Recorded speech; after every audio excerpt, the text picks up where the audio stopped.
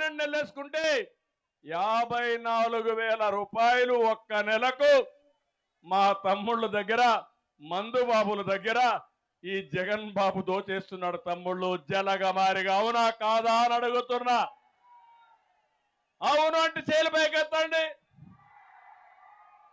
ఇది న్యాయమాని మిమ్మల్ని అడుగుతున్నా. న్యాయమాని మిమ్మల్ని అడుగుతున్నా.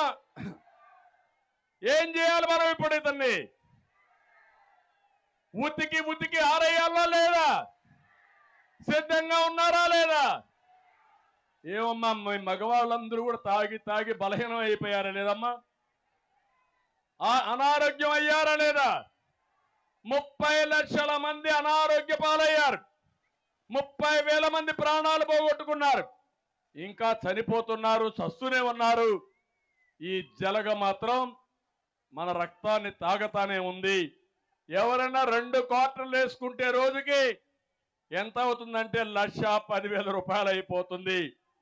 నేను ఒకటే చెప్తున్నా, ఈ లెక్కలు మీరు వేసుకోవాల్సిన అవసరం ఉంది. ఇది కాకుండా ఇంటి పన్ను, చెత్త పన్ను, ఆర్టీసీ రేట్లు పెరిగాయా లేదా అని మిమ్మల్ని అడుగుతున్నా. పెరుగుంటే చేతులు పైకెత్తండి. ఇవన్నీ మీ అకౌంట్ ఖాళీ అయిపోయిందా లేదా అని మిమ్మల్ని అడుగుతున్నా. అందుకే అన్న ఇచ్చేది 10, దోచేది 100. అందుకనే ఇంకొక పక్క అందుకే అన్నా, అయ్యా జగన్మోహన్ రెడ్డి, నువ్వు అర్జునుడివి కాదు. పంచభూతాల్ని, రాష్ట్రాన్ని మింగేసేటువంటి అక్రమార్జునుడివి. మళ్ళీ చెప్తున్నా, దేశ రాజకీయాల్లో ఇంత అక్రమార్జునుడిని నా జీవితంలో ఎప్పుడు చూడలేదు. అంత దుర్మార్గమైన ముఖ్యమంత్రి. కలియుగంలో ఈ ముఖ్యమంత్రి పుట్టాడు. మనందరి కర్మగాలి బకాసురుడు మారిగా మొత్తం మింగేసే పరిస్థితికి వచ్చాడు. ఈ విషయం మీరు గుర్తుపెట్టుకోవాల్సిన అవసరం ఉంది.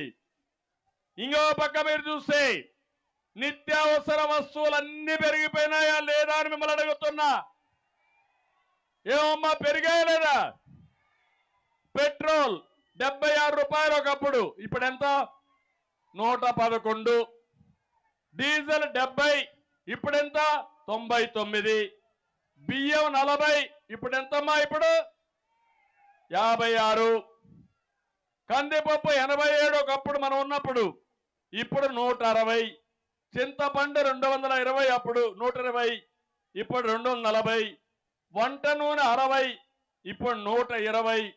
పంచదార 26 రూపాయలు, ఇప్పుడు 45. గ్యాస్ సిలిండర్ ఒకప్పుడు 726, ఇప్పుడు 1175. కరెంటు బిల్లు 200, ఇప్పుడు 1000 రూపాయలు.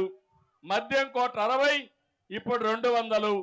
కడా నేను ఇచ్చిన కేబుల్ టీవీ కూడా 149కి నేను ఇస్తే ఈ దుర్మార్గులు ఎంత చేశారు?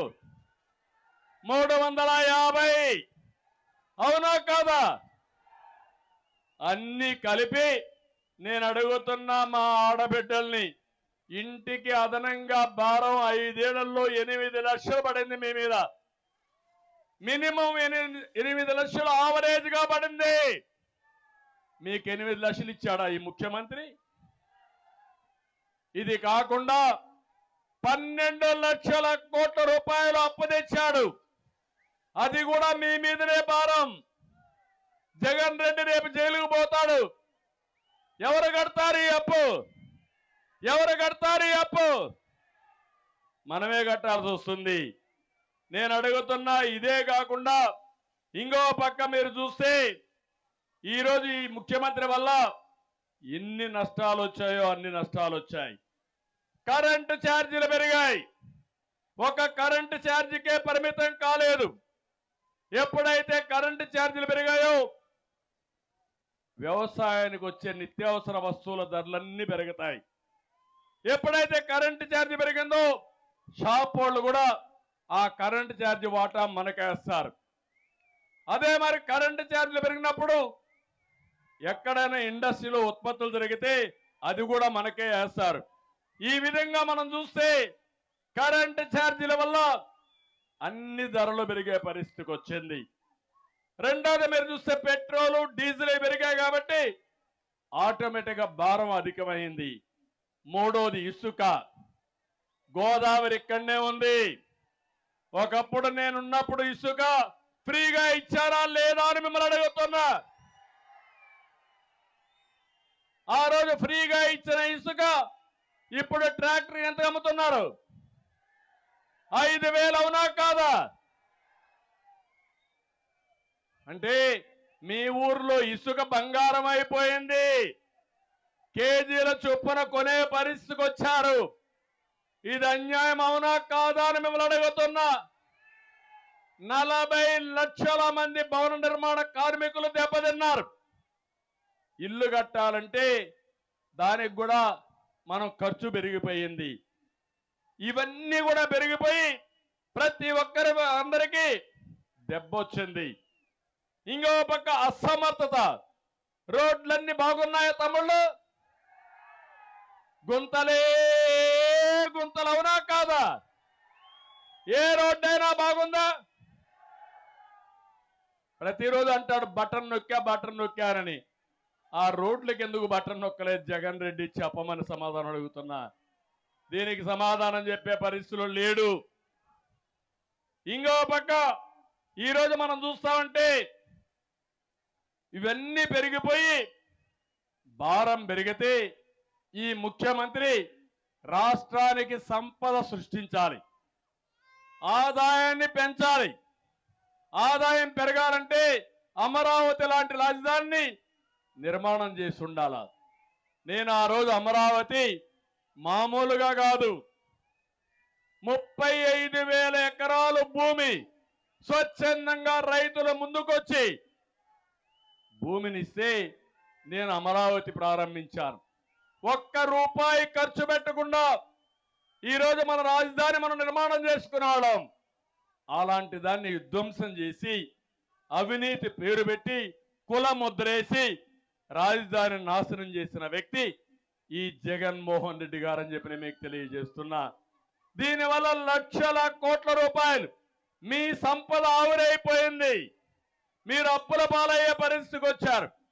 ఇంకో పక్క పరిశ్రమల్ని తరిమి పారగొట్టే పరిస్థితికి వచ్చాడు. దీనివల్ల యువతకు ఉద్యోగాలు రాలేదు, వాళ్ళు నిరుద్యోగులయ్యారు, గవర్నమెంట్కి ఆదాయం లేదు, మళ్ళీ అప్పులు చేసే పరిస్థితికి వచ్చాం. నేను ఒక్క విషయం ఇక్కడ మాట్లాడుతున్నా మీ అందరికీ. ఇక్కడే మీరందరూ ఉన్నారు. పోలవరం ఆంధ్రప్రదేశ్ రాష్ట్రానికి వరం. బైఫర్కేషన్ యాక్ట్ లో నేనే పెట్టించా. ఆ రోజు నేను ఒకటి ఆలోచించాను పోలవరం గురించి. విభజన జరిగినప్పుడు కాంగ్రెస్ పార్టీ పోలవరం పెట్టి 7 మండలాలు తెలంగాణలో పెట్టారు. నేను ముఖ్యమంత్రి అయినప్పుడు 2014లో ఒకటే ఆలోచించాను, ఆ 7 మండలాలుంటే అవి ముంపుకు గురవుతుంది కాబట్టి ఎవరు ఒప్పుకోరు, తెలంగాణ గవర్నమెంట్ ఒప్పుకోదని ప్రధానమంత్రి గారు నరేంద్ర మోడీ గారిని ఒకటే రిక్వెస్ట్ చేశాం.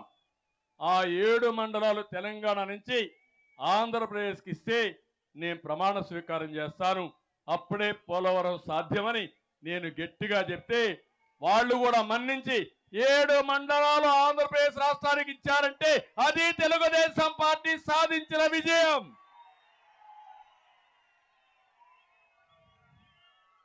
అక్కడి నుంచి ఇది జాతీయ ప్రాజెక్టు, దీన్ని పూర్తి చేయాలని 72% పూర్తి చేశారు. వెస్ట్ గోదావరి జిల్లాలో మీరే సాక్షులు.